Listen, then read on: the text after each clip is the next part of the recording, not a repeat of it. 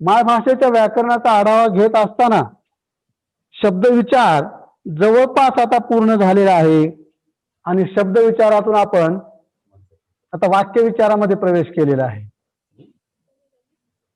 आणि या वाक्यविचारामध्ये आपण वाक्य म्हणजे काय आणि वाक्याचे प्रकार पाहत असताना थोडस सिंहावलोकन करून जर पुढे गेलं तर ते आपल्याला हितावह होईल. म्हणून सुरुवातीला थोडा भाग मी घेतोय, भाषा म्हणजे काय. तर भाषा हे समाज व्यवहाराचे माध्यम आहे. Language is the medium of communication. भाषा वह साधन है जिसके द्वारा हम अपने विचारों को व्यक्त करते हैं. या भाषेचे दोन प्रकार आहेत, नैसर्गिक भाषा आणि कृत्रिम भाषा.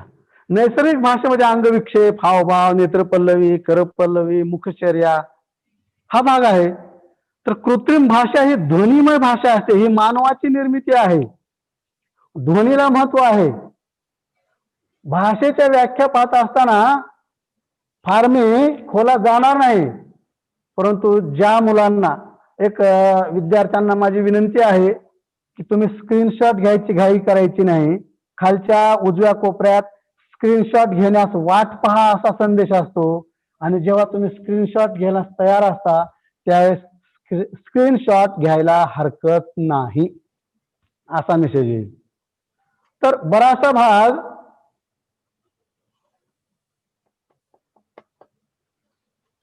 इथं वाचून घ्यायला हरकत नाही, कारण वेळेची मर्यादा आहे. की भाषा हा शब्द भाष, आवाज उत्पन्न करणे या संस्कृत धातूपासून तयार झालेला आहे. नागो कालेलकरांची व्याख्या आहे, त्याच्यामध्ये ध्वनी संकेताने बनलेले समाज व्यवहाराला सहाय्यभूत अशी एक पद्धती असा त्यांनी उल्लेख केलेला आहे. तर श्री न गजेंद्र गडकर यांनी ध्वनी संकेतावर आधारित समाज व्यवहाराला सहाय्यभूत अशी पद्धती म्हटलेली आहे. परंतु वर्णनात्मक भाषा विज्ञानाचे जनक स्विस भाषाशास्त्रज्ञ फेर्दिनांद शसूर यांनी सुद्धा ध्वनी व अर्थ यांची सांगड, म्हणजे भाषा ही ध्वनिमय आहे, vocal medium of the communication, हीच गोष्ट अधोरेखित होते. प्लेटो यांनी सोफिस्ट या ग्रंथामध्ये सुद्धा भाषा एक ध्वन्यात्मक साधन आहे असाच उल्लेख केलेला आहे. भाषा हे एक ध्वन्यात्मक साधन आहे. मग भाषा म्हणजे काय हा विचार करत असताना ही जी भाषेची दोन रूप आहेत. खरं तर भाषा म्हणजे काय म्हटल्यानंतर सर्वसामान्यपणे किंवा भाषा म्हटल्यानंतर आपण आपल्या मनात एक भाव उमटतो आणि विचार वेगळ्या पद्धतीने करतो. भाषा म्हटलं की लेखन असं आपल्या डोक्यात येतं, लेखी स्वरूप असं आपल्या डोक्यात येतं. परंतु भाषेचं बोलणं, उच्चारण हे खरं पहिलं मूळ रूप आहे आणि लिहिणे हे भाषेचं दुसरं रूप आहे, दुय्यम रूप आहे. आता बघा ना की लिखाण अगोदर की बोलणं अगोदर, तर बोलणं अगोदर हजारो लिखाणाच्या हजारो वर्षापूर्वी माणसानं भाषा तयार केली आणि ती कायम राहावी म्हणून ती लिहिण्यासाठी खुणा निर्माण केल्या. म्हणून बोलणे हे भाषेचं मुख्य रूप आहे, ते मूळ रूप आहे आणि महत्वाचं रूप आहे. ही गोष्ट गृहीत धरून आपण जर वाक्य विचारत गेलो तर वाक्य विचार आपल्याला सहज अवगत होईल. मग भाषेचं एक कार्य काय आहे की संप्रेषण, संदेशन, दळणवळण, विचाराची देवाणघेवाण हे भाषेचं कार्य आहे. आणि हे भाषेचं कार्य कधी पूर्ण होतं की बोलणाऱ्याने उच्चारलेले वाक्य ऐकणाऱ्याच्या कानी पडून त्या वाक्याचा अर्थ त्या व्यक्तीला कळला, ऐकणाऱ्याला कळला, तेव्हाच भाषेचं कार्य पूर्ण होत असतं.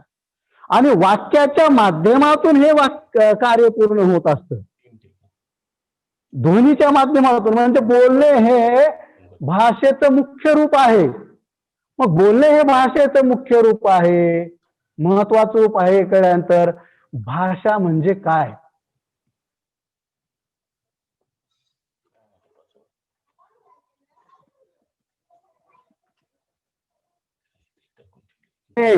या दोन रूपामध्ये असं पगळत गेलेलं आहे की आतापर्यंत ही जगातल्या कुठल्याही भाषेमध्ये वाक्याचं नेमकं लक्षण निर्माण होऊ शकलेलं नाही. आणि साध्या भाषेत म्हणायचं व्याख्येमध्ये सांगता येत नाही. जगातल्या कुठल्याही भाषेत म्हणतो. त्याचं कारण त्या दोन रूपामध्ये संभ्रमित अवस्था आहे. आणि त्यासोबतच मी जी नैसर्गिक भाषा दाखवली, नेत्रपल्लवी, करपल्लवी, मुखश्चर्या, अंगविक्षेप, इशारे, या सर्वांच्या मध्ये मिळून वाक्याचा अंश आहे. आणि हे सर्व एका व्याख्येत कधी बसणं अवघड आहे. उदाहरणार्थ, गुरुजी वर्गात शिकवत आहेत आणि शिकवत असताना एखादा विद्यार्थी उशिरा वर्गात येतोय आणि त्याने विचारलं, आत येऊ सर? त्यावेळेस गुरुजी आपलं बोलणं न थांबवता फक्त एक हाताचा इशारा करतात किंवा मानेने इशारा करतात. त्यावेळेस तो विद्यार्थी येतो, प्रवेश करतो, आपल्या जागेवर बसतो. अहो, भाषेचं साधन म्हणजे माध्यम काय आहे तर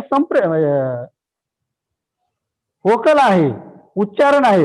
परंतु इथं तर फक्त इशाऱ्यानंच काम झालं, कम्युनिकेशन झालं, संप्रेषण झालं, संदेशन झालं. मग हे वाक्य आहे.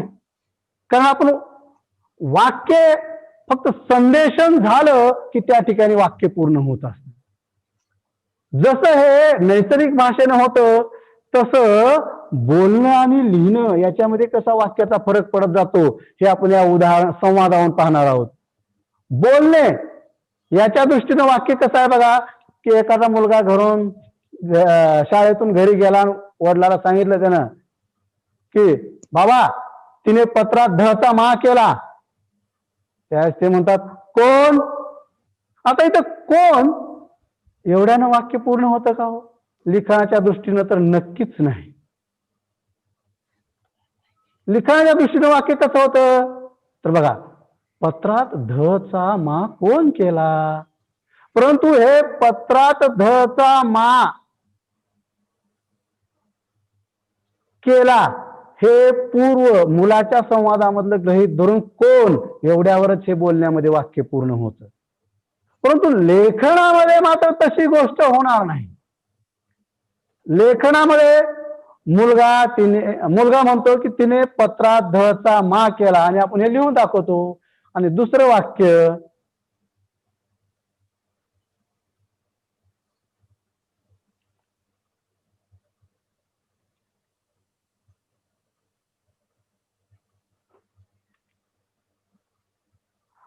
वाक्य आपल्याला पत्रात धचा मा कोण केला हे घ्यावं लागेल. म्हणजे काही जणांनी मला सांगितलं की अहो बोली भाषेतलं तर लिहिलेलं असतंय की अहो, परंतु तो संवाद असतो आणि पूर्व वाक्यावर पुढचे वाक्य अवलंबून असतात. जसं तिने पत्रात धचा मा केला, कोण तर तिने, तर कोण पत्रात धचा मा केला. बोलण्याच्या दृष्टीनं आणि लेखनाच्या दृष्टीनं वाक्यामध्ये फरक पडतोय. बरं, एवढ्यानंच होतं का तर सुरावट, आवाजातील आरोह अवरोह, विराम या सर्वांचा वाक्यावर परिणाम होत असतो. आता खाली काही वाक्य दिलेले आहेत मी, त्या वाक्याच्या शेवटी काहीच्या ठिकाणी मी विरामचिन्ह दिलेले आहेत, काहीच्या ठिकाणी नाही. कारण हे खालचे प्रत्येक वाक्य प्रत्येकानं प्रयोग करून बघायचा आहे. मी प्रयोग सुद्धा सांगणार आहे मध्ये आणि नंतर केला तर चालेल. उद्या सरला गोविंदा बरोबर मुंबई जाणार आहे या वाक्यातल्या प्रत्येक वाक्यावर जोर देऊन एकदा वाक्य म्हणायचं. किंवा गुरुजींनी आणलेली गणपतीची मूर्ती मनाला प्रसन्नता देते. विराट कसोटी सामन्यातून निवृत्त होणार. दूध फार गरम आहे.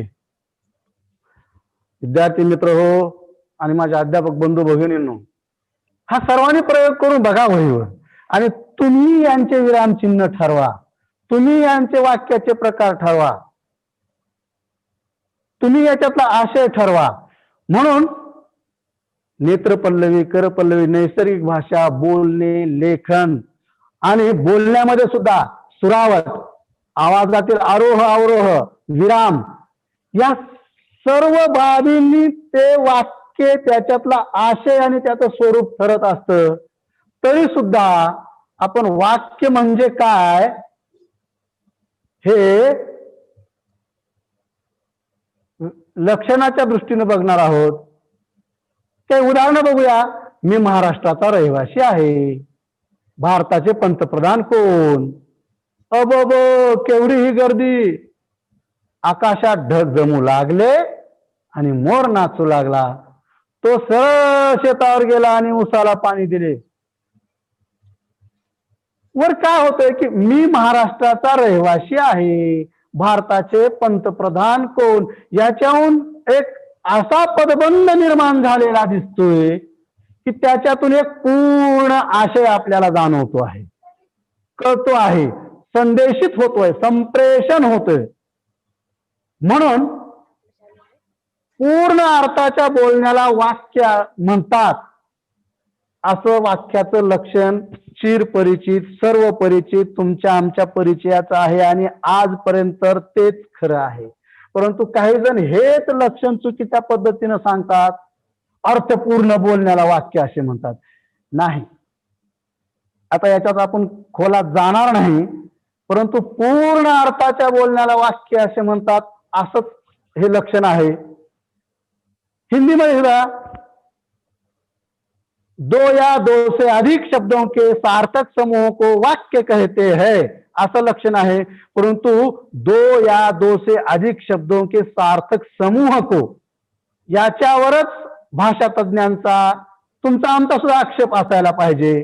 कारण इंग्रजीमध्ये एक लक्षण आहे बघा, a sentence is the basic unit of language which express a complete thought. A sentence is the basic unit of language. म्हणजे पूर्ण अर्थाचा एक गट आहे. दुसरं लक्षण बघा, हे फार छान आहे, किंवा sentence is a group of words that are put together to meaning. म्हणजे पूर्ण अर्थाच्या बोलण्याला वाक्य असे म्हणतात. परंतु इंग्रजीमधल्या या दुसऱ्या लक्षणात आणि हिंदी भाषेतील लक्षणामध्ये शब्दांचा समूह असं म्हटलेलं आहे. आणि हे शब्दांचा समूह कोण म्हटल्यानंतर बोलत असताना, इशारा केला असताना, आणि असे काही पदबंध आहेत जे आपण पुढे चर्चेला येतील, त्याच्यामध्ये हे सिद्ध होत नाही. ग्रुप, समूह, हे मोरावा असं जे व्याख्या लक्षण ठेवलेलं आहे मी. व्याकरणातील सगळ्या जगाचे आचार्य, मराठी व्याकरणातील आचार्य मोरा वाळंबे यांच्या पुस्तकात हे लक्षण आहे. आणि हे लक्षण अधिक पूर्ण अर्थाच्या बोलण्याच्या अधिक जवळ जाणार आहे शब्दासहित. वाक्य म्हणजे पूर्ण विधान करणारा एक किंवा अनेक शब्दांचा समूह होय. याच्यातून नैसर्गिक भाषा फक्त सुटतात, परंतु एक शब्द सुद्धा वाक्य असू शकतं. अरे जेवण केलं का? नाही. का? भाजी आवडीची नाही. मग नाही आणि का एकाच वाक्यात त्याचा आशय सामावून गेलेला आहे. म्हणून एक किंवा अनेक शब्दांचा समूह, एक सदस्यीय समिती किंवा अनेक सदस्याची समिती, एक पदाचं वाक्य किंवा एक पेक्षा अधिक पदांचं वाक्य. म्हणून पूर्ण अर्थाच्या बोलण्याला वाक्य असे म्हणतात. मग या लक्षणामध्ये त्याच्यात एक शब्द आला, अनेक शब्द आला, किंवा भाषेचं संप्रेषण कार्य ज्या माध्यमातून होतं ते सर्व याच्यामध्ये गृहीत आहे आणि सामावलेलं आहे. म्हणून पूर्ण अर्थाच्या बोलण्याला वाक्य असे म्हणतात.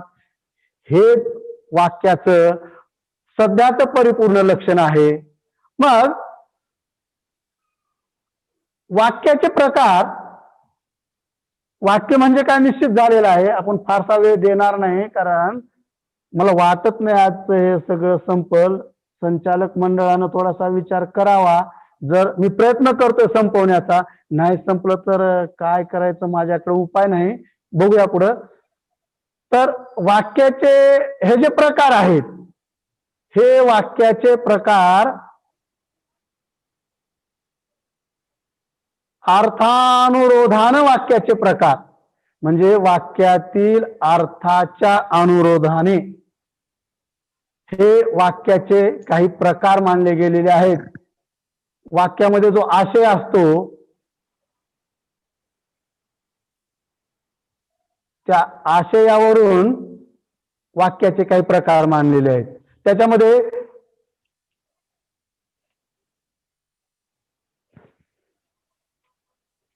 पहिला प्रकार आहे विधानार्थी वाक्य.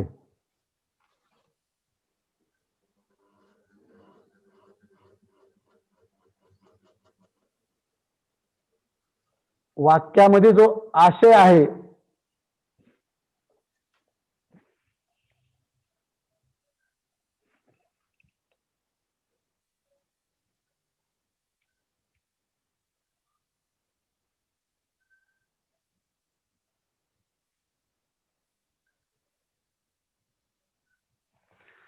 विधानार्थी वाक्य.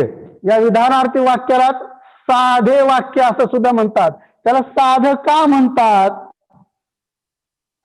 माझ्या काही स्लाइड हाईड केलेल्या आहेत, कारण वेळेत पसत नव्हतं. त्याच्यामुळे थोडासा कधी कधी एखादा अर्धा मिनिटाचा वगैरे प्रॉब्लेम येऊ शकतो. की पहिलं वाक्य विधानार्थी वाक्य,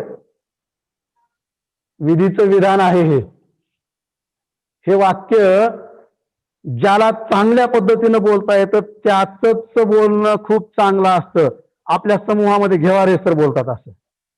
जास्तीत जास्त त्यांचे विधानार्थी वाक्य असतात. याच्यात कुणावर काही दबाव नसतो, कुणाला काही विचारणं नसतं, कुणाला काही सांगणं नसतं. फक्त सांगितलं म्हणजे आपला विचार मांडलेला असतो, म्हणणं मांडले असतं, एक विधान केलं असतं, माहिती दिलेली असते. आपण याची उदाहरणं बघूया. भारत माझा देश आहे, केवळ विधान आहे. या वाक्यामध्ये फक्त माहिती दिलेली आहे. दुसरं वाक्य बघा, माझा मुलगा आज मुंबईस गेला, मराठवाड्यात पाऊस पडला, केवळ माहिती आहे. वक्त्याला, बोलणाऱ्याला, श्रोत्याकडून, ऐकणाऱ्याकडून, श्रवण करणाऱ्याकडून कसल्याही प्रतिक्रियेची अपेक्षा नसते, फक्त माहिती दिलेली असते. मराठवाड्यात पाऊस पडला, मग का पाणी साठवून ठेवा म्हणून सांगायचे? काही अपेक्षा काहीच नाही त्यांच्याकडून, किंवा त्यांच्याकडून प्रतिसादाची अपेक्षा नाही. भारतीय संस्कृती प्राचीन आहे. आपण सर्व विधानार्थी साध्या वाक्याची उदाहरणं घेतो, असर्टिव्ह सेंटेन्सची उदाहरणं घेतोय. की भारतीय संस्कृती प्राचीन आहे. विधानार्थी वाक्याच्या शेवटी पूर्णविराम असतो. हा पूर्णविराम ब्लिंक होताना दिसतो मुलांना. सचिन तेंडुलकर उत्तम फलंदाज आहे. विटीदांडूचा खेळ अलीकडे फारसा खेळला जात नाही. नानांचा अभिनय वाखाणण्याजोगा आहे. याच्यात फक्त मत व्यक्त केलेलं आहे. येथे थुंकण्यास मनाई आहे. हा विशेष नसून हे एक निरीक्षण आहे की विधानार्थी वाक्य अतिशय सुगम असतं. ऐकणाऱ्याला, बोलणाऱ्याला कळायला सुगम असतं आणि त्याच्यामध्ये इतर कुठलाच भाव नसतो. म्हणून सार्वजनिक सूचना या वाक्यात लिहिले, म्हणजे विधानार्थी वाक्यात लिहिलेल्या असतात. आणि म्हणून असं विधानार्थी वाक्यातलं जास्तीत जास्त बोलणं हे श्रोत्यांना सहन होत असतं, पचन होत असतं, त्यांना आवडत असतं. हे करा, ते करा, हे केलात का, ते केलात का, काय बाबा तुम्ही असं वागता, हे असले वाक्य लोकांना आवडत नाहीत. म्हणून बघा आपली सगळी प्रतिज्ञा जास्तीत जास्त 1-2 वाक्य सोडले असते तर विधानार्थी वाक्यात आहे. परंतु तेच घटनेचा सरनामा जर बघितला तुम्ही, दररोज आपल्या शाळेत म्हटला तो विधानार्थी वाक्यात फारसा नाही. त्याच्यामुळे तो बोलायला बी अवघड जातो, समजायला बी अवघड जातो आणि पाठांतरालाही अवघड जातो. म्हणून विधानार्थी वाक्य हे साधं वाक्य म्हणजे हे सर्वश्रेष्ठ वाक्य आहे. संप्रेषणाच्या दृष्टीनं म्हणतोय आपण. आपण कुणाला काही कशाला काही प्रमाणपत्र देत नाही, कुणाच्या बोलण्याला काही प्रमाणपत्र देत नाही. संप्रेषणाच्या दृष्टीनं ते वाक्य महत्वाचं आहे. आता हे जे विधानार्थी वाक्य आहे ना, ह्या वाक्याविषयी अधिकची माहिती सांगत असताना याची इतर वाक्याशी काही तुलना केलेली आहे. खाली जर वाक्य बघितले तर लक्षात येईल की विधानार्थी वाक्य करण रूप असतं, तो कृतज्ञ आहे. अकरण रूपी असतं, नकारार्थी असतं, होकारार्थी नकारार्थी, तो कृतज्ञ नाही. स्वार्थी वाक्य असतं. मुलांनो, वाक्याचे हे पुढचे प्रकार आहेत, परंतु आपल्याकडे निरूपाय आहे, शास्त्रीय भाषेत इतरच वाक्य सुद्धा या प्रकारात मोडतात. असं मोहगम बोलण्यापेक्षा आपण शास्त्रीय शब्द वापरतोय. स्वार्थी वाक्य, खेळाडू मैदानावर सराव करतात. विद्यार्थी वाक्य, मुलांनी आई वडिलांची आज्ञा पाळावी. केवळ वाक्य, तानाजी लढता लढता मेला. हे जे सर्व वाक्य प्रकार आहेत ना मुलांनो, हेच वाक्य विधानार्थी वाक्य आहेत. परंतु त्याच्या स्वरूपानुसार, प्रकारानुसार, म्हणजे आशयानुसार थोडे यांचे प्रकार केलेले आहेत. म्हणजेच आपण लक्षात ठेवायचं मुलांनो, काय होतं पूर्णविराम ब्लिंक केल्यानं काय, तसं नाही. बऱ्याचशा वेळा खालीलपैकी विधानार्थी वाक्य कोणतं असं म्हणतात आणि यापैकी नाही देतात, आणि विधानार्थी वाक्याच्या शेवटी पूर्णविराम देत नाहीत. विधानार्थी वाक्यामध्ये फक्त विधान असतं, मत व्यक्त केलेलं असतं, त्याच्यामध्ये श्रोत्याकडून प्रतिसादाची अपेक्षा नसते, प्रतिक्रियेची अपेक्षा नसते, आणि शेवटी पूर्णविराम असतो. आता वाक्याचा पुढचा प्रकार आपण पाहणार आहोत. तो पुढचा प्रकार आहे प्रश्नार्थक वाक्य, इंटरॉगेटिव्ह सेंटेन्स. हे प्रश्नार्थक वाक्य थोडस विधानार्थी वाक्याच्या पुढं आणि थोडस विरुद्ध असल्यासारखं आहे. बघूया आपण. तू बाहेर केव्हा जाणार आहेस? भारताचे पंतप्रधान कोण आहेत? या ठिकाणी बघा मुलांनो, वाक्यात प्रश्न विचारलेला असतो आणि वाक्यात श्रोत्याकडून काहीतरी माहितीची अपेक्षा असते, प्रतिसादाची अपेक्षा असते, प्रतिक्रियेची अपेक्षा असते. विधानार्थी वाक्यामध्ये मात्र प्रतिक्रियेची, प्रतिसादाची अपेक्षा नव्हती. परंतु प्रश्नार्थक वाक्यामध्ये मात्र त्याच्या विरुद्ध आहे की वाक्य हे प्रश्नार्थी असं, माहिती विचारलेली असते, त्याच्यामुळे त्याच्याकडून प्रतिसादाची अपेक्षा असते. पुढे बघूया. गरजेल तो पडेल काय, हातच्या काकणाला आरसा कशाला, तू चहा घेणार की कॉफी, तुला संपत्ती हवी की सुख हवे. प्रश्नार्थक वाक्यात प्रश्न विचारण्यासाठी प्रश्नार्थक सर्वनाम येत असतं. कोण, काय, कोणास, कोणाला, कोणी इत्यादी या स्वरूपाची प्रश्नार्थक सर्वनाम येतात. तर प्रश्नार्थक वाक्याच्या शेवटी प्रश्नचिन्ह येते. तो स्पर्धा परीक्षेत उत्तीर्ण का झाला नाही? मराठीचा अभ्यास राहिला असेल, काय सांगा त्याचा? तो स्पर्धा परीक्षेत उत्तीर्ण का झाला नाही? प्रश्नचिन्ह आहे. हे सगळे प्रश्नचिन्ह तुम्हाला चमकत असताना दिसत आहे मुलं.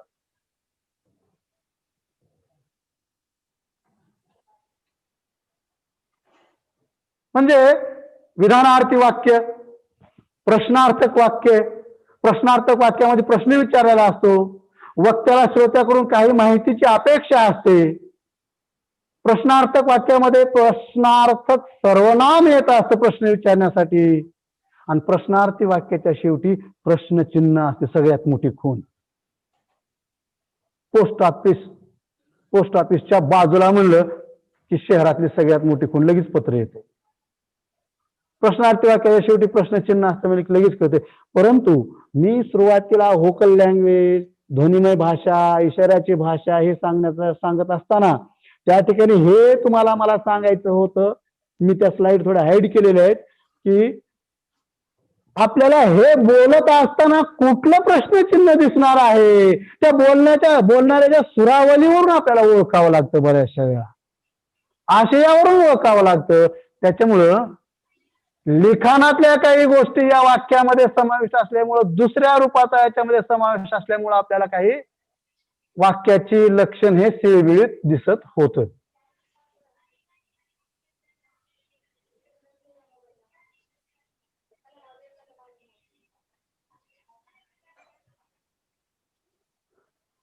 तिसरा वाक्याचा प्रकार आहे उद्गारार्थी वाक्य. पहिला विधानार्थी, प्रश्नार्थक, उद्गारार्थी वाक्य. आपण एक्सप्लेनेटरी सेंटेन्स असं आपण इंग्लिश मध्ये म्हणतो. आपण उदाहरण बघूया. अबोब केवढी प्रचंड गर्दी. ही वाक्यात भावनेचा उद्गार काढलेला असतो. आहा हा किती रम्य दृश्य हे. छे किती घाणेरडे बोलतोस. उद्गारार्थी वाक्यामध्ये केवल प्रयोगी अव्यय आलेले असतात आणि हे केवल प्रयोगी अव्यय आहे. त्या 9 प्रकारापैकी इथं एखादा दुसरं कुठं झालेलं म्हणजे नसेल तर तुम्ही अधिक करा. उद्गारार्थी वाक्यामध्ये केवल प्रयोगी अव्यय आलेलं असतं आणि उद्गारार्थी वाक्याच्या शेवटी उद्गार चिन्ह येतं. बाप रे केवढा मोठा हा साप, मला वर्गात साप आणायला आवडत नाही. हे वाक्य घ्यायला आवडत नाही परंतु नाईलाजाने हे घेतलेलं आहे कारण डीटीएड परीक्षेमध्ये एकदा हे वाक्य आलेलं होतं. जेव्हा प्रश्नपत्रिका अधिक सोपी करायची असते त्यावेळेस बापरे साप, बापरे वाघ, बापरे कुत्रा त्या प्रश्नपत्रिकेमध्ये आलेला असतो. आणि संकट आलं की बापरे. प्रेम म्हणलं की आई. हरकत नाही, हे मजेनं चाललेलं आहे. आपलं कुण्या वाक्यावर आपला आक्षेप नाही.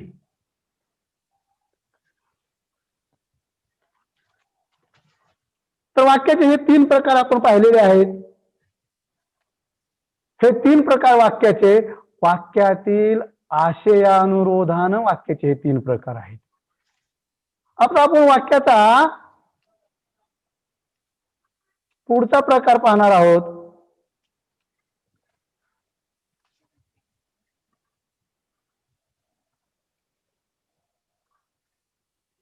होकारार्थी वाक्य.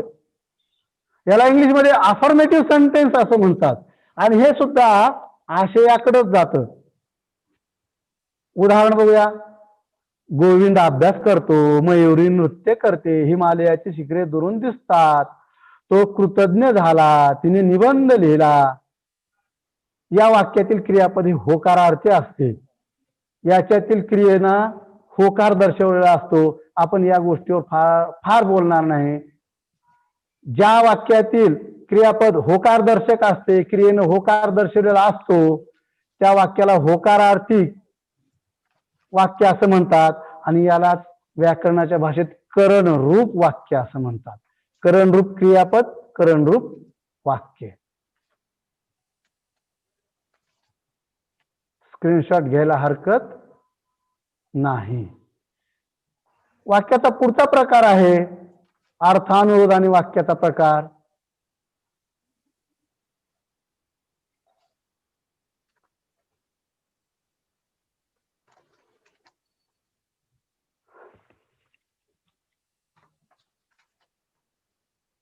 नकारार्थी वाक्य, निगेटिव्ह सेंटेन्स.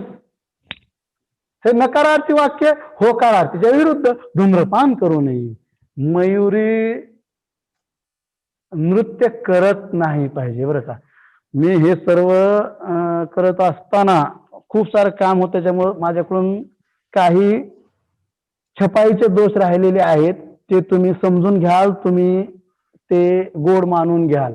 धूम्रपान करू नये. हिमालयाची शिखरे प्रदूषणामुळे दुरून दिसत नाहीत. तो कृतज्ञ झाला, कृतज्ञ झाला, कृतज्ञ झाला, तिने निबंध लिहिला नाही. या सर्व वाक्यातील फक्त मयुरीचं वाक्य सोडलं तर वाक्यातील क्रियापदावरून नकार निषेध दर्शक क्रियापद आहे, नकार कळतो. नकार अर्थक क्रियापद असणाऱ्या वाक्याला नकारार्थी वाक्य असं म्हणतात आणि त्यालाच अकरण रूप क्रियापद असे म्हणतात. वाक्याचे 5 प्रकार: विधानार्थी, प्रश्नार्थक, उद्गारार्थी, करण रूप, अकरण रूप, होकारार्थी आणि नकारार्थी. आता आपण वाक्याच्या पुढच्या प्रकाराकडे वळूया. क्रियापदाच्या रूपावरून पडणारे वाक्याचे प्रकार. काल व्याकरणकार सुंबे सरांनी याच्यावर सविस्तर बोललेला आहे. त्याच्यामुळे पुढे मला काही नवनवीन संकल्पना मी काही माझ्या अभ्यासातल्या सांगणार आहे. त्याच्यामुळे या स्वार्थी, आज्ञार्थी, विद्यार्थी आणि संकेतार्थी वाक्याची काल चर्चा झाल्यामुळे याच्यात आपण फारसा वेळ देणार नाही, परंतु सगळे घेणार आहोत. स्वार्थी वाक्य, उदाहरणार्थ गीता भजन करते, मुले शाळेत गेली, मुले अभ्यास करतात, मी खात्रीने पास होईन, तो गीत गातो. या वाक्यातील आशय क्रियापदावरून करते, गेली, करतात, होईन, गातो याच्यावरून स्वार्थ कळतो. स्वार्थ म्हणजे स्व अधिक अर्थ, अधिक बरोबर आ. स्वार्थ स्वतःचा अर्थ, क्रियापदाचा स्वतःचा अर्थ केवळ काळ दर्शवणे आहे. ज्या क्रियापदावरून काळाचाच फक्त बोध होतो, अर्थात आज्ञा, विधी किंवा संकेत वगैरे अशा इतर गोष्टी त्याच्यावरून कळत नाहीत, त्या क्रियापदाला स्वार्थी क्रियापद म्हणतात. आणि ज्या वाक्यात हे स्वार्थी क्रियापद आलेलं असतं त्याला स्वार्थी वाक्य असे म्हणतात. आणि हे आपल्या समोरचे वाक्य हे स्वार्थी वाक्य आहेत. तो गीत, मुले घरी गेली, जातात, गेली, जातील यावरून काळांचा बोध होतो. म्हणून या वाक्याला स्वार्थी वाक्य असं म्हणतात, स्वार्थी क्रियापद असे म्हणतात. आणि असे सगळे हे प्रकार स्वार्थी वाक्यातील जास्तीत जास्त प्रकार. मी म्हणजे असं ठोकताळे, युक्त्या, प्रयुक्त्या सांगत नाही, परंतु माझा त्याच्यावर भरही नाही. हे वाक्य विधानार्थी, स्वार्थी, माफ करा, विधानार्थी, प्रश्नार्थक या प्रकारामध्ये असतात.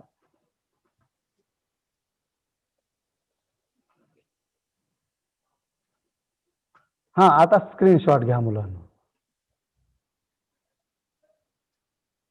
दुसरं वाक्याचा प्रकार आज्ञार्थी वाक्य. उदाहरणार्थ, मुलांनो सर्वजण रांगेत उभा राहा, आज्ञा केलेली आहे, आदेश दिलेला आहे. देवा सर्वांना सुखी ठेव. अहो, प्रत्यक्षात विश्व कल्याणासाठी ही प्रार्थना म्हणजे ही एक सौम्य आज्ञा वाटायला लागते, परंतु ही प्रार्थना असते ईश्वराला, कोणालाही. एवढे आमचे काम करा, विनंती आहे, मी हे काम करू.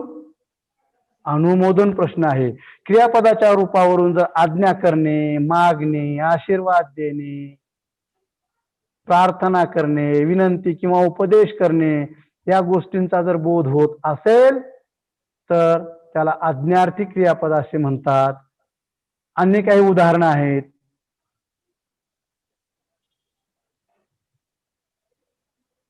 विद्यार्थी मित्र हो, मी तर वर तुम्हाला लिंक ठेवलेली आहे, मी सुद्धा ती लिंक ऍक्टिव्ह करू शकतो. वैशाली कार्लेकर आणि प्राध्यापक विठ्ठल जोशी या 2 स्वतंत्र लिंक आहेत. मला ह्या लिंक सुद्धा तुमच्या निदर्शनास आणून द्यायच्या होत्या. मी हे शिकवतोय याच्यापेक्षा त्या वैशाली कार्लेकर खूप सुंदर आणि कमीत कमी शब्दात सांगतात. हे सुद्धा तुम्हाला मी आता इथं दाखवायला मला वेळ नाही, परंतु हे पाहावा तुम्ही, यथावकाश त्याचा अभ्यास करावा. तर वाक्याचा क्रियापदाच्या रूपावरून तिसरा प्रकार आहे विद्यार्थी वाक्य. विधी म्हणजे कर्तव्य, म्हणून तर कायद्याला विधी असं म्हटलं जात. मुलांनी आई वडिलांची आज्ञा पाळावी, त्याच्यात कर्तव्य आहे, विधी आहे. अंगी धैर्य असणाऱ्यांनीच हे कार्य करावे. कार्य करणाऱ्याची योग्यता सांगितली जाते. परीक्षेत मला पहिला वर्ग मिळावा. मुलांनो आणि माझ्या अध्यापक बंधू भगिनींना अशी विनंती आहे की माझ्याकडून जर काही शब्द गेले तर काय कृपया जातीवाचक वगैरे असं काही घेऊ नका. मी उल्लेख तर करणारच नाही जातीचा, परंतु हे सर्वसामान्य सर्व स्तराला असं बोलणं, असे वाक्य वापरणं, याच्यातून संवाद साधणं, संप्रेषण करणं आणखीन जमलेलं नाही. परीक्षेत मला पहिला वर्ग मिळावा, त्याच्या त्या अभ्यासावरून परीक्षा देण्यावरून तो असं होईल असं म्हणतोय, शक्यता सांगतोय. पण आपण काय म्हणतो, हे मला फर्स्ट क्लास मिळतंय, मिळावा, मी हे काम करू, आपण अनुमोदन घेतोय. पूर्वी भाषण सुरू झालं की शाळेत एक सूचक उभा राहायचा, अध्यक्षाचं नाव सुचवायचा आणि दुसरा त्याला अनुमोदन द्यायचा की हा यांनी अध्यक्षपद भूषवावं. फक्त सुवर्णा जाधव यांनी या कार्यक्रमाचं अध्यक्षपद भूषवावं असं सूचना करतो, दुसरा अनुमोदक असतो. हे काम म्हणजे याला माझं अनुमती आहे, अनुमोदन आहे. तसं मी हे काम करू, अनुमती घ्यायची, हा अनुमोदन प्रश्न आहे. आता पाऊस थांबावा इच्छा आहे, परंतु मराठवाड्यात नको येऊ द्या, कृपया उत्तर पाठवावे. बघा, देवाला केलेली विनंती वेगळी होती आणि ही विनंती वेगळी आहे. देवा सर्वांना सुखी ठेव, तिथं सक्ती नाही, प्रार्थना. इथं मात्र कृपया उत्तर पाठवा, सौम्य सक्ती आहे. तो बहुधा घरी असावा, शक्यता. आता बघा, परीक्षेत मला पहिला वर्ग मिळावा या शक्यतेमध्ये फरक आहे आणि बहुधा तो घरी असावा. कारण दररोज दुपारी तो झोपतो, झोपेत तो घरी नाही तर कुठं असेल. जंगलात जिथं धूर निघतो तिथं आग आहे हे नक्की आहे, शक्यता आहे. ह्या दोन्ही शक्यतेमध्ये फरक आहे तो हा. आणि कर्तव्य, योग्यता, शक्यता, अनुमोदन, प्रश्न, इच्छा, विनंती, शक्यता हे ज्या क्रियापदावरून कळते आणि हे क्रियापद ज्या वाक्यात आलेले असते त्या वाक्यांना विद्यार्थी क्रियापद असे म्हणतात. ते विद्यार्थी क्रियापद आहेत. काही अन्य उदाहरणं आहेत, तुमच्या लक्षात येत असेल अन्य उदाहरणं म्हणून मी मोठ्या मोठ्या लेखकांचे, मोरावाळिंदे सरांसारख्या, रणनाथजी सुंबे सरांसारख्या ग्रंथकाराचे मी उदाहरणं घेतलेली आहेत. त्याच्यापासून सुद्धा आपण वंचित राहू नये. 11वी 12वी 9वी 10वी जुन्या पुस्तकातले सुद्धा काही उदाहरणं आहेत, दिसून येतील तुम्हाला. तुम्ही जाणकार आहात, नक्की तुम्ही ही गोष्ट तुमच्या लक्षात येईल. तर क्रियापदाच्या रूपावरून वाक्याचा हा तिसरा प्रकार पाहिला आपण. स्वार्थ, आज्ञार्थ आणि विद्यार्थ हे 3 वाक्य पाहिले. आता क्रियापदाच्या रूपावरून वाक्याचा होणारा चौथा प्रकार पाहणार आहोत आणि तो चौथा प्रकार आहे संकेतार्थी क्रियापद आणि त्याच्याहून तयार होणारं संकेतार्थी वाक्य. उदाहरण बघूया मुलांनो. संकेत या शब्दाचा अर्थ आहे अट.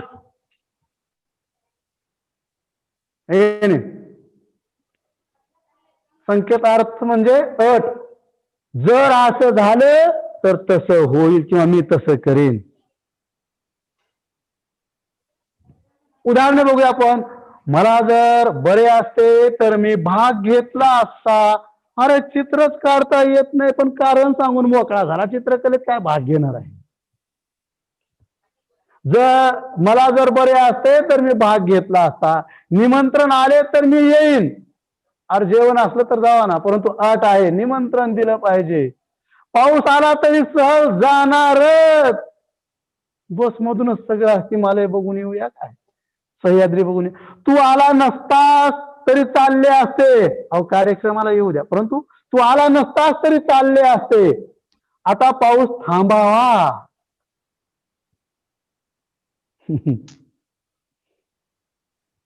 हे 3 प्रकार मी डिलीट करायचे विसरलेले आहेत. इच्छा, विनंती आणि शक्यता घ्या गोड म्हणून. तर मला बरे असते तर पहिल्या वाक्यातलं किंवा जी 2 वाक्य जोडलेली असतात त्याच्यातील प्रधान वाक्य गौण वाक्य सांगणार आहे मी. प्रधान वाक्यातील क्रिया पूर्ण होण्यासाठी गौण वाक्यातील अट पूर्ण झालेली व्हावी लागते असं अट संकेत दर्शवलेला असतो. त्या वाक्याला संकेतार्थी क्रियापद असे म्हणतात. वाक्यातील क्रियापदावरून संकेताचा अर्थ निघतो. म्हणजे अमुक केले असते तर अमुक झाले असते, त्याला अट असे म्हणतात. हे अन्य काही उदाहरणं आहेत.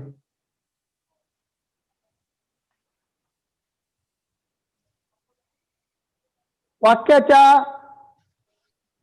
आशयावरून काही प्रकार पाहिले, क्रियापदाच्या रूपावरून आशयावरून 5 प्रकार पाहिले, क्रियापदाच्या रूपावरून 4 प्रकार पाहिले.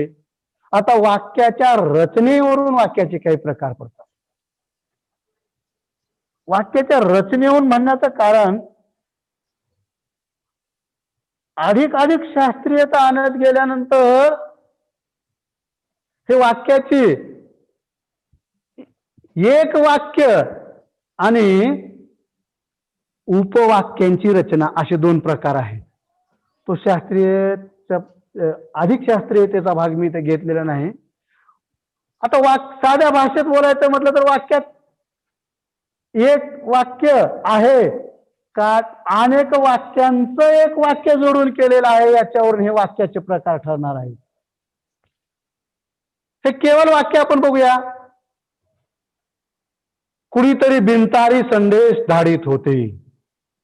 अलका खुर्चीवर बसली. ती वेगवेगळ्या स्टेशनवरचे कार्यक्रम पाहू लागली. प्रभाने खुर्ची घेतली. त्याने अलकेला रेडिओ जवळ पाहिले. त्याचे डोळे रागाने लाल झाले. मुलाने अभ्यास केला. या वाक्यामध्ये वाक्याचे जे भाग असतात, उद्देश आणि विधेय. उद्देश म्हणजे काय तर साध्या भाषेत कळण्यासाठी सांगायचं म्हणलं तर वाक्यातला कर्ता आणि क्रियापद. म्हणजे क्रियापदानं दर्शवलेली क्रिया करणारा तो कर्ता, त्याला शास्त्रीय भाषेत उद्देश असं म्हणतात.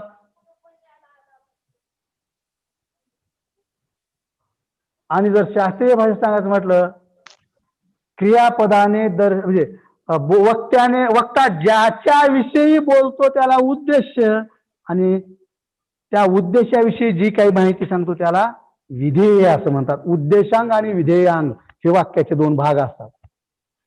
आणि या केवळ वाक्यामध्ये काय आहे, एकच उद्देश आहे आणि एकच विधेय आहे, एकच कर्ता आणि एकच क्रियापद आहे. म्हणून जेव्हा वाक्यामध्ये एकच उद्देश आणि एकच विधेय असते, एकच कर्ता आणि क्रियापद असते, त्या वाक्याला केवळ वाक्य असे म्हणतात. आणि या वाक्याला शुद्ध वाक्य असे म्हणतात. जसं विधानार्थी वाक्याचं बोलण्यामध्ये महत्व आहे, तसंच केवळ वाक्याचं. जर एखाद्याला सुगम बोलायचं असेल तर त्यांनी जास्तीत जास्त केवळ वाक्य आणि केवळ वाक्याचा वापर करावा. त्याच्यामुळं त्यांचं बोलणं अतिशय सुगम होतं. लालित्य पूर्ण करण्यासाठीच्या अटी वेगळ्या. हे काही अन्य उदाहरणं आहेत.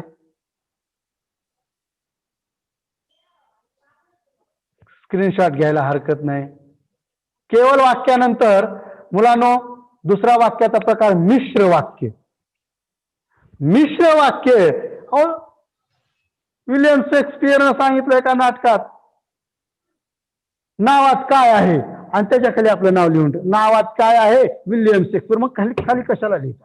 अहो नावात भरपूर आहे. मिश्र वाक्य म्हणजे तिथं काही वाक्याचं संमिश्रण तयार होणार आहे. आपण बघूयात. शिक्षक म्हणाले की मुलांनी नेहमी खरे बोलावे. जेव्हा मनात येईल तेव्हा मी गावाला जाईन. जे चकाकते ते सोने नसते. गुरुजी म्हणाले की प्रत्येकाने नियमितपणे शाळेत यावे. आकाशात जेव्हा ढग जमतात तेव्हा मोर नाचू लागतो.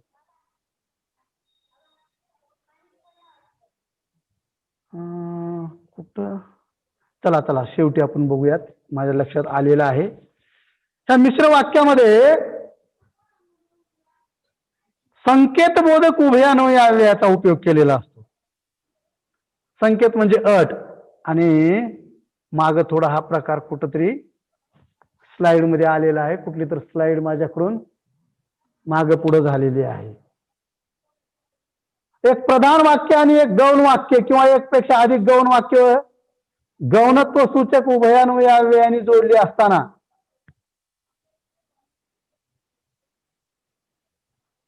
मिश्र वाक्य होते, आणि हे मिश्र वाक्य संकेत दर्शक गौणत्व सूचक उभयान्वयी अव्ययाने जोडलेले असतात.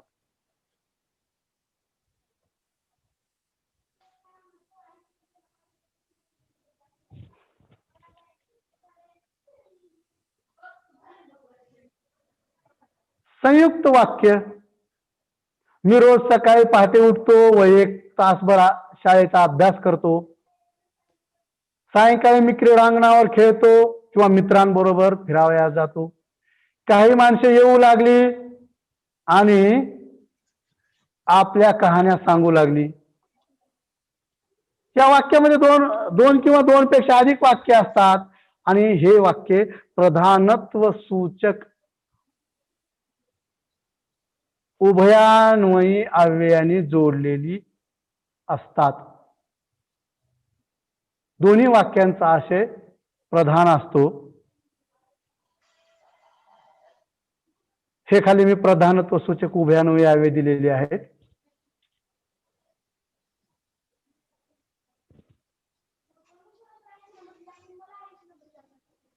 त्याच्यानंतर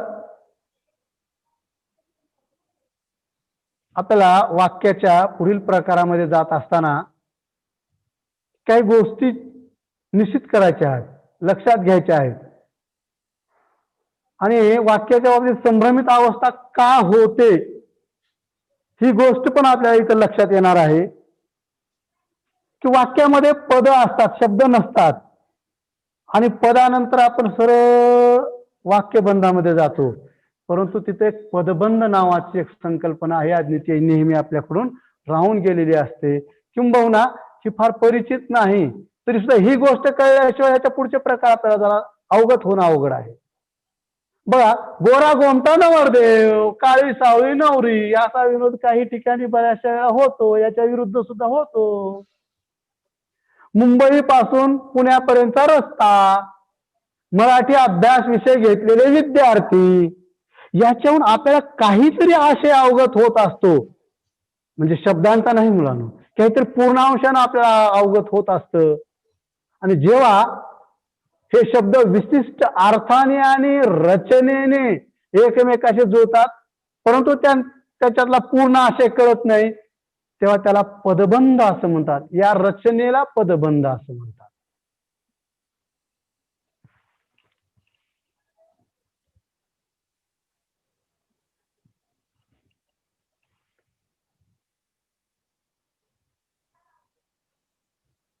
त्या पदबंधामध्ये आंतरिक स्थैर्य, वाक्याच्या रचनेचा हा अत्यंत महत्वाचा भाग आहे, मला सांगायचा आहे. आंतरिक स्थैर्य असतं या पदबंधामध्ये. उदाहरण बघा, आपण वर घेतलेलं होतं पदबंधाचं उदाहरण, मराठी अभ्यास विषय घेतलेले विद्यार्थी, आणि त्याच्यातले जे बंध आहेत, त्याच्यातली जी रचना आहे ती जर सैल केली, म्हणजे स्वैर केली, तर काय होईल? विद्यार्थी भाषा विषय घेतलेले मराठी. पदबंधामध्ये आंतरिक स्थैर्य असतं, आणि ते स्थैर्य जोपासलेलं असतं. पदबंधाला बाह्य स्वातंत्र्य असतं. ते कसं बघा, उदाहरणात, रात्रीच्या काळोखात आकाशात खूप चांदण्या दिसतात. आणि जर बाह्य स्थैर्य जर म्हटलं तर बघा, त्याच्या बंधासह वाक्शब्दात इकडे तिकडे गेलेले आहेत. आकाशात रात्रीच्या काळोखात खूप चांदण्या दिसतात. आशयामध्ये बदल होत नाही. आणि जो बदल होतो तो सूक्ष्माति सूक्ष्म असतो बदल होतो. समग्र पदबंध आपली जागा बदलून आपले बंध जर कायम ठेवत असेल तर त्याला बाह्य स्वातंत्र्य असं म्हणतात.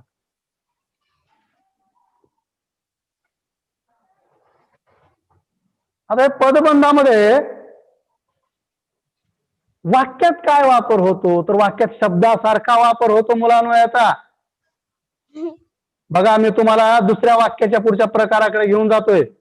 टोपलीतले मोठे मोठे रसाचे आंबे बाजूला काढ असं एक वाक्य घेतलं. तर याच्यातला बाजूला काढ हे एक वाक्य आहे. आंबे बाजूला काढ आणि याच्यात हा एक पदबंध आहे. आणि टोपलीतले मोठे मोठे रसाचे आंबे काय बाजूला काढ तर टोपलीतले मोठे मोठे रसाचे आंबे बाजूला काढ.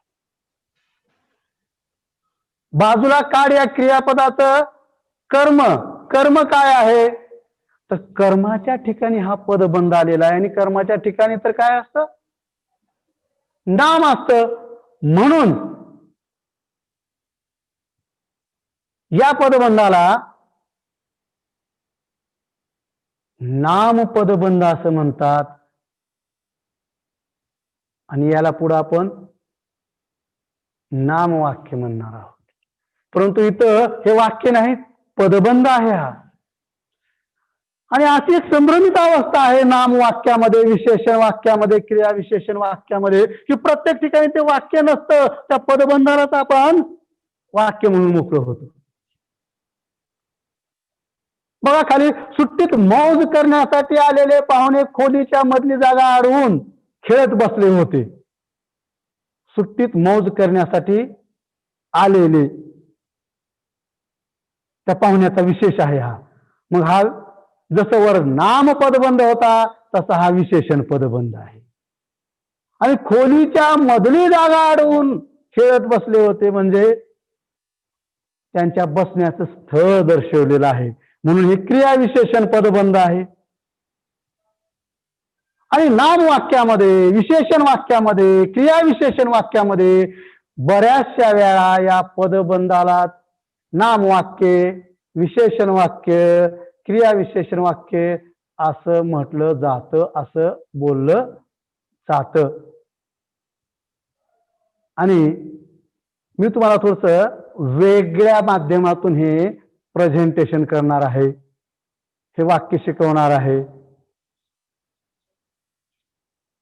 आपण बघूया सुरुवातीला नामवाक्य. गुरुजी म्हणाले हे एक प्रधान वाक्य आहे. स्वतंत्र उच्चारले असताना म्हणजे दोन किंवा दोनपेक्षा अधिक वाक्य जोडले नसताना सगळेच वाक्य हे स्वतंत्र वाक्य असतात.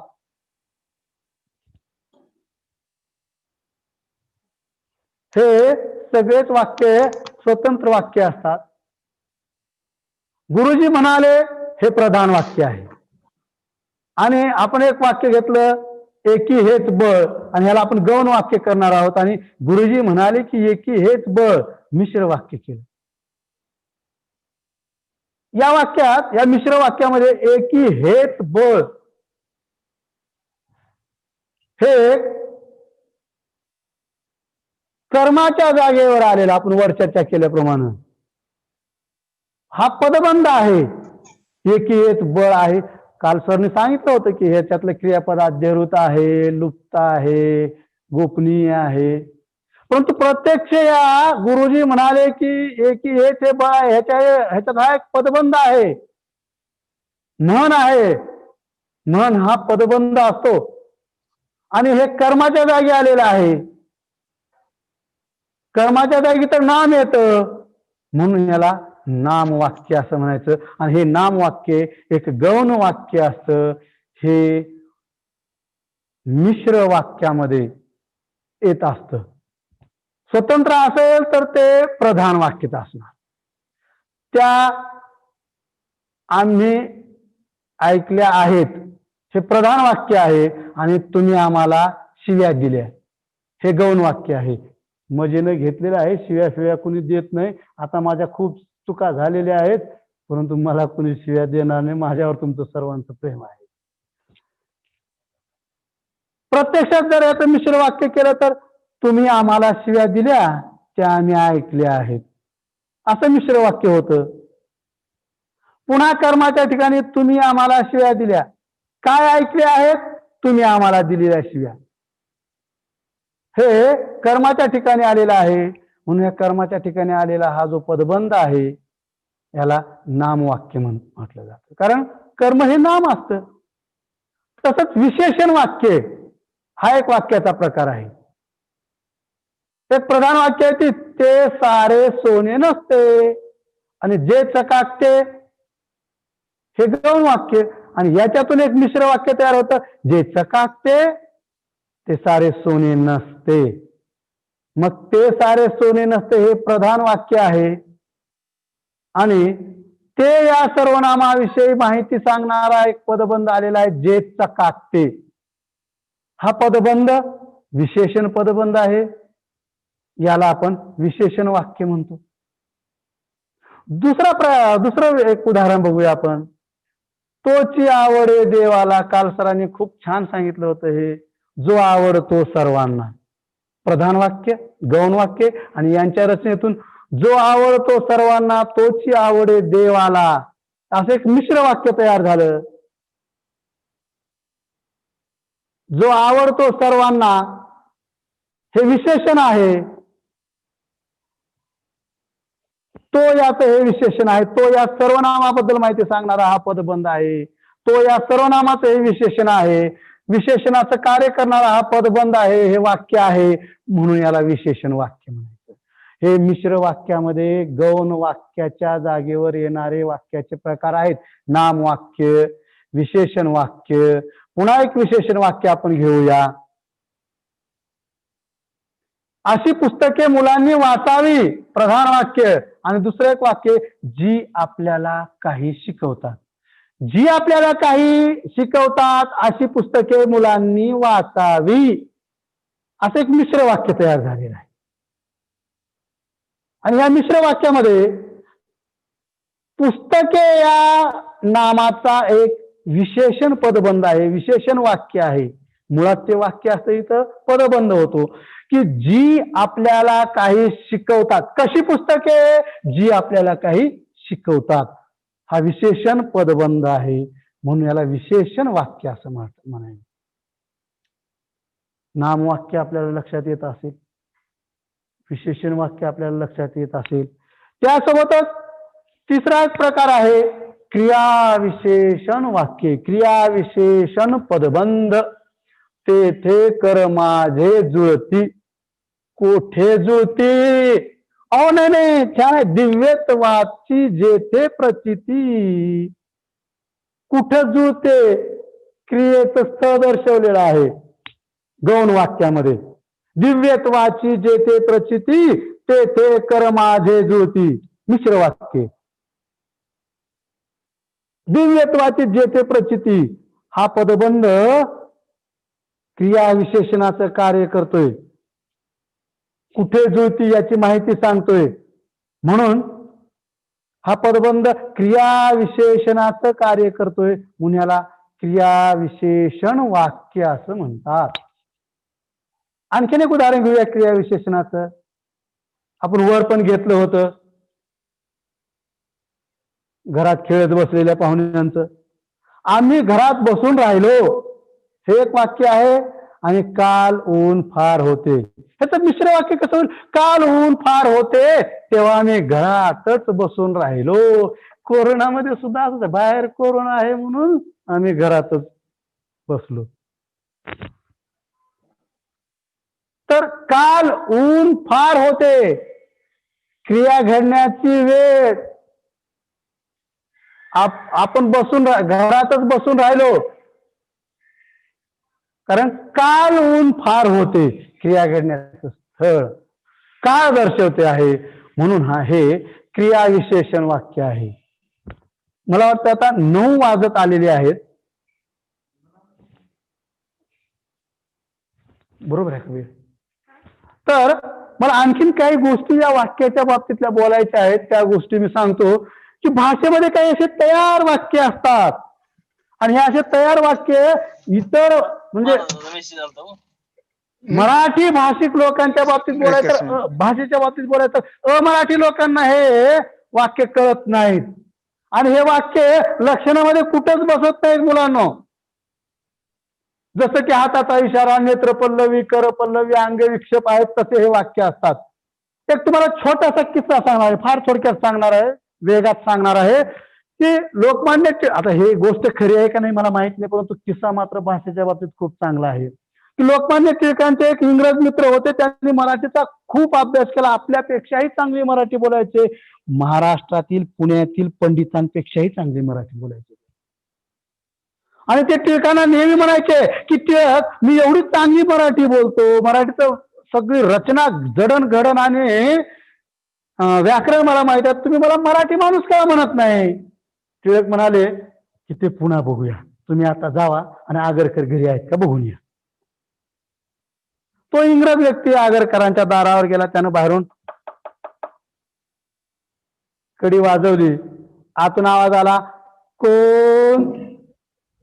इंग्रज व्यक्तीने विचारलं की आगरकर घरात आहेत का आगरकर. आतून उत्तर मिळालं, खुंटीवर पागोट दिसत नाही. अहो पागोट नाही, आगरकर घरात आहेत का आगरकर. दारात काठी दिसत नाही.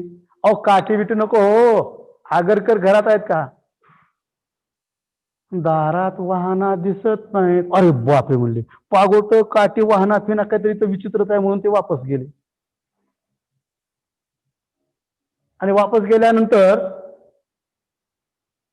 टिळक म्हणाले आगरकर घरी आहेत का. ते म्हणाले अरे नाही बुवा, जाऊन आलो, परंतु तिथं काहीतरी ती बाई घरातून बोलवत होते, काठी बिटी वाहना फिना असं काहीतरी बोलवत त्या मारतील म्हणून मी आलो. हो म्हणून तुम्ही मराठी माणूस नाही म्हणले. तुम्ही म्हणालात की आगरकर घरात आहेत का. त्यात आतून उत्तर आलं की खुंटीवर पागोट दिसत नाही. याचा अर्थ पागोट घालून ते बाहेर गेलेले आहेत. आणि शुद्ध मराठी संस्कृतीमध्ये पतीविषयी फार आदरानं बोलत असतात. त्याच्यामुळं इकडचे तिकडचे हे सुद्धा वाक्यच आहेत आणि हे बाहेर गेलेले आहेत असं वाक्य न म्हणता अशा पद्धतीने तोच आशय व्यक्त केला जातो. आता आशयाच्या दृष्टीने हे वाक्य कुठं गेलं, बोलण्याच्या दृष्टीने कुठं गेलं, लिखाणाच्या दृष्टीने कुठं गेलं. म्हणून टिळकाने सांगितलं की म्हणून तुम्ही मराठी माणूस नाही, अजून मराठी खूप शिकायची आहे. आणि त्या भाषेत जन्म झालेल्याच लोकांना अशा काही भाषा, असे काही वाक्य कळत असतात. आता भाषेमध्ये काही तयार वाक्य असतात, असे ह्या सर्वांना तयार वाक्यच म्हणायचं. उदाहरणार्थ एवढं म्हणतात आणि गुरुजी पुढे जातात, त्याचा आवश्यक तो अर्थ कळतो, पण उदाहरणार्थ याचा काय अर्थ कळतो, लेखनाच्या दृष्टीनं नाही. अर्थात खरंच असं का, कोण जाणे. काय एक एक नवल सावट कुठचा, उजाडले, सांजावले, मावळले, हे सर्व भाषेतील तयार वाक्य आहेत. यांचा उल्लेख फक्त भाषेतील तयार वाक्य असाच आपण करूया. यांच्यासाठी विशेष असं कुठलं लक्षण नाही, विशेष अशी यांची काही लक्षणं नाहीत. विद्यार्थी मित्र हो, अध्यापक बंधू भगिनींनो, मुख्याध्यापक मंडळी, व्याकरणकार, काही पालक मंडळी, हे प्रेझेंटेशन तयार करत असताना माझं अनेक गोष्टीवर लक्ष केंद्रित झालेलं नाही, मी करू शकलो नाही कदाचित. त्याच्यामुळं याच्यात काही त्रुटी राहिलेल्या आहेत, काही भाग मागं पुढं झालेला होता, माझ्या लक्षात आलेला होता. परंतु या चुका सगळ्या आपण क्षम्य कराव्यात. काही टायपिंगच्या चुका होत्या त्या आपण क्षम्य कराव्यात. वाक्याविषयीची आणखीन माझ्याकडे म्हणजे मी अभ्यासलेली माहिती आहे, परंतु आज इथं मला ती प्रस्तुत वाटत नाही किंवा वेळ नाही. मला 7:30 ते 9 घ्यायचं नव्हतं, एक तासाचा तास करायचा नव्हता, मला तासिका करायची होती. परंतु हे झालेलं आहे आणि हे करत असताना माझ्या या प्रेझेंटेशनमध्ये ओढाताण झालेली आहे. मी याच्याविषयी खूप माहिती सांगूही शकतो, ते पुन्हा बोलूयात. परंतु आज माझं हे बोलणं आपण गोड मानून घेतलं, याबद्दल मी आपला आभारी आहे. आपण चर्चेमध्ये माझे राहिलेल्या त्रुटी किंवा मी सरळ सांगतो की चुका असतील तर त्या मला सांगाव्यात, मी त्या स्वीकारणार आहे. कृपया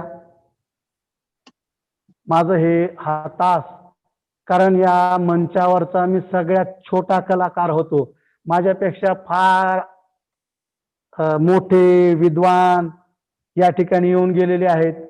मी फार छोटा कलाकार होतो, तरी सुद्धा मी प्रयत्न केलेला आहे. ठंडे ठंडे पानी से नहाना चाहिए, गाना आए या ना आए गाना चाहिए.